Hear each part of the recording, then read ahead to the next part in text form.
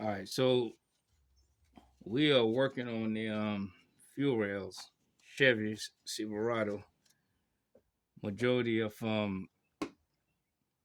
people out there having questions how you remove. Just to be clear, this is the fuel rail, the right side, as you can see, arm in the right side.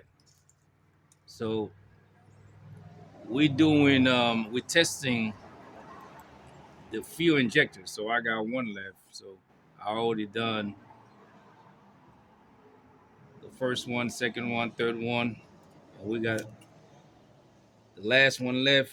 To remove the fuel injector out of the fuel rails, it's basically you just improvise. It's no special way is the best way. Just do your best not to damage it if you're not gonna replace it. All right. So what you're seeing am I doing is pry the clip out on one side. Once you get one side out, get the screwdriver, insert it anywhere where you feel comfortable so you can pop it up, but make sure that you're not doing it somewhere anywhere where there are people around, so you don't want that spring to pop out and then hurt somebody. Just take your time and you should be able to get it out. Don't rush into it.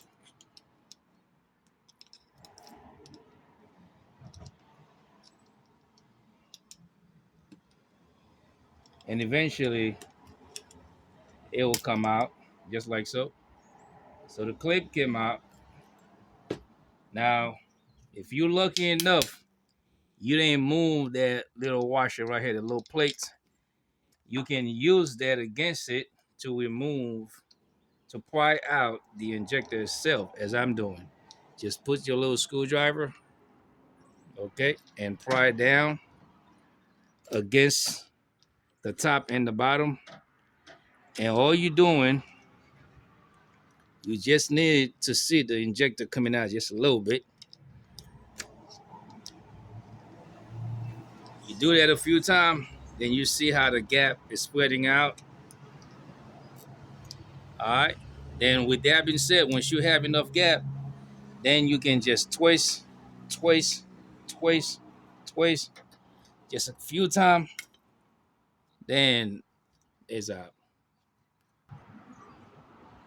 Okay. So I'm gonna show you how you can test the fuel injectors. Now we were saying you gotta get a tire valve, and this is what I'm talking about.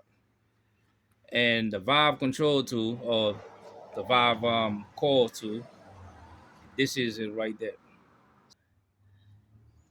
This right here, all right, that's where the connection is. Okay. The bottom, which you see that little tube, you're gonna remove that.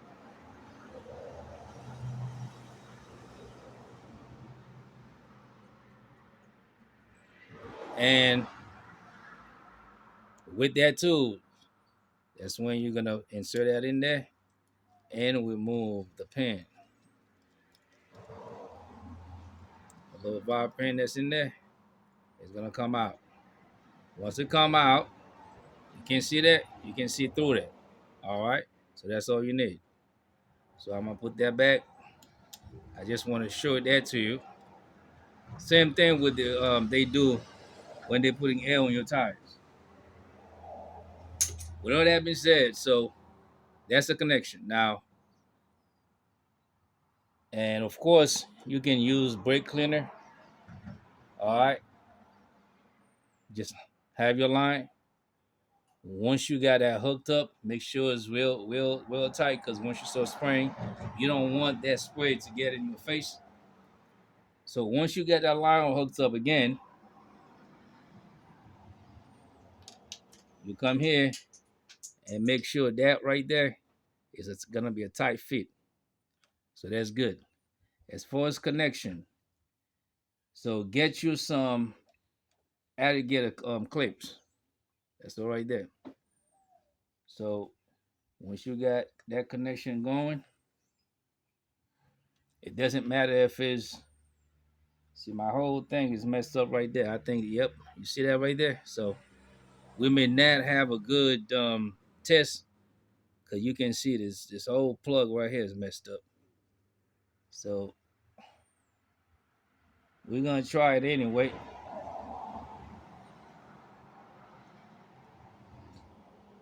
That needs to be changed anyway, so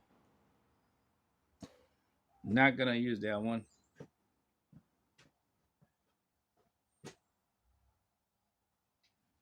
Let's test it anyway, see. But it needs to be changed. So you put one end clipping one terminal in there. Now to prevent both terminal from touching, you got a piece of paper, put it right there in between the little pin in there. That's a little too tight, not enough space. All right, that's good. You can use anything, and then you put the other one because you don't want him to touch. So with all that being said, now you're ready to go. So you have your negative and your positive, which means your positive, the red wire is your positive. So already hooked up to the battery. So and then this is my negative. So once I attach that to the negative battery, you can see I attach the negative battery. Now watch this. I'm gonna press the sway and watch this going.